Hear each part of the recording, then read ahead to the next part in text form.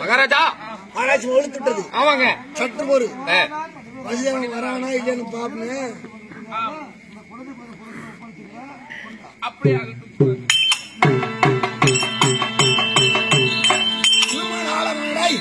போய் பார்ப்போம்.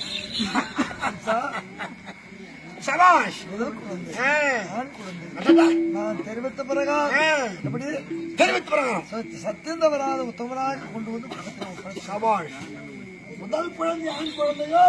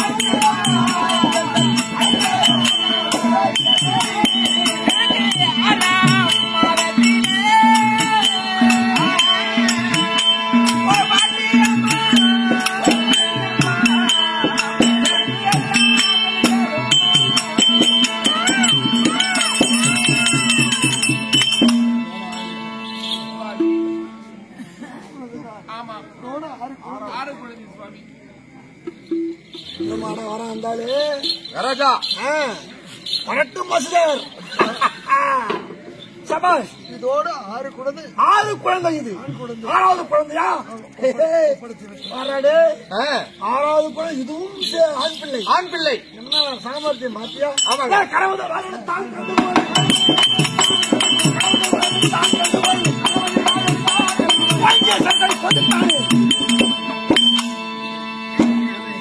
கேளுங்க சொல்லியாரு.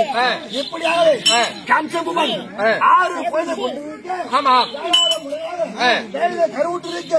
அந்த நேரத்தில் கம்சகுமார் சிறச்சலை கொண்டு வருகிறான். ஆமா நடையின் அதிர் ஓசையை கேட்டு இந்த தேவையானது அண்ணன் வருகிறான் என்று என்று பயந்தால் அந்த கருவானது அங்கே சிதைந்து விட்டது. சிதைந்த கருவை வீரழிய கூட என்று உலக பெருமான் எம்பெருமான் சாற்று பெருமான் பார்த்தார். நமக்கு என்று துணை வர வேண்டும். அப்படி என்று சிதைந்த கருவை கோயிலை வயிற்றுக்கு மாற்றி வைத்து 8வது பிள்ளையாக கருவோடு போகிறார் பெருமான். எல்லாரும் எழுந்து கோயில போடுங்க. எழுப்புங்க. ஒரே நேரில் பார்க்க போறது இல்ல. ஆமா சில வழிகள் தான் பாக்குறோம். இந்த மாதிரிதான் கடவுள் இப்படி இருப்பாரா? ஆமா இப்படிதான் இருந்திருப்பாரா பகவான்? இப்படிதான் சிவபெருமான் இருப்பாரா அப்படின்னு இந்த மாதிரி நேரத்தில் நம்ம பார்க்க முடியும். ஆமாங்க. அனைவரும் பகவான் பிறக்க போகிறார். ஆமா தெரிவிங்கள். உங்கள் குறையும் தீரும். எல்லாரும் குறையும் தீரும்.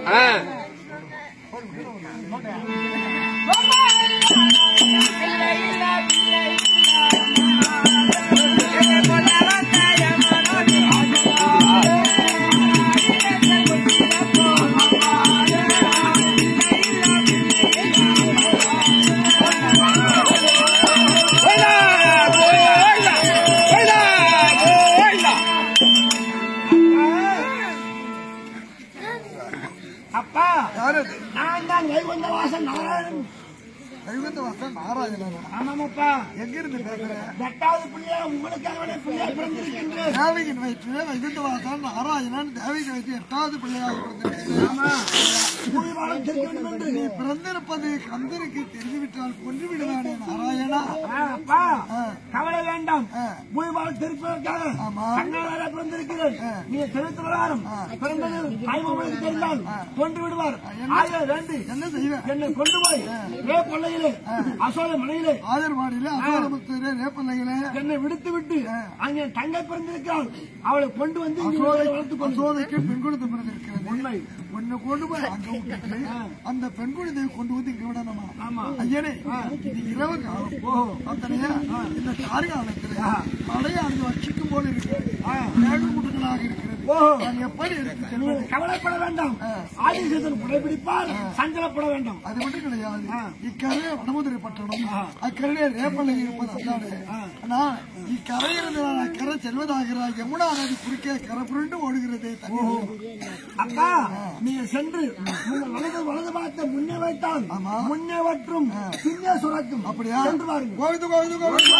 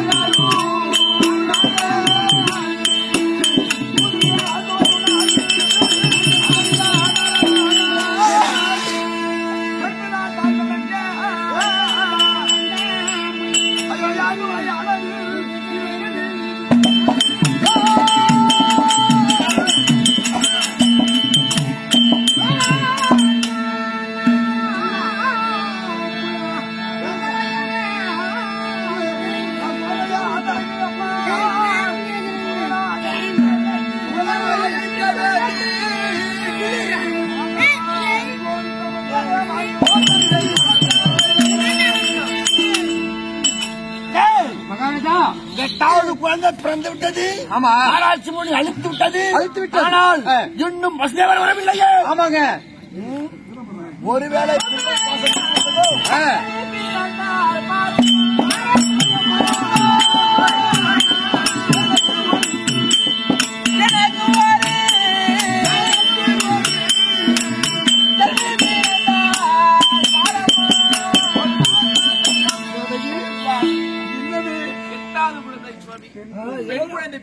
அப்படியா? ஏழாவது கருவி எப்படி ஆச்சோ தெரியாது. எட்டாவது குழந்தை பெண் குழந்தை கொடு, நான் உனக்கு கொடுத்துட்டு வரேன். வேண்டாம் சுவாமி, என்னை போல இதுவும் ஒரு பெண்ணாச்சு. நானே போய் அன்னையிட்ட கொடுத்துட்டு வந்தேன். போய் கேட்கறேன், நான் இந்த குழந்தையாவது விட்டு வைங்க. எங்க பேர உன் மனக்கருத்து அப்படியே செஞ்சுவான். அப்படியே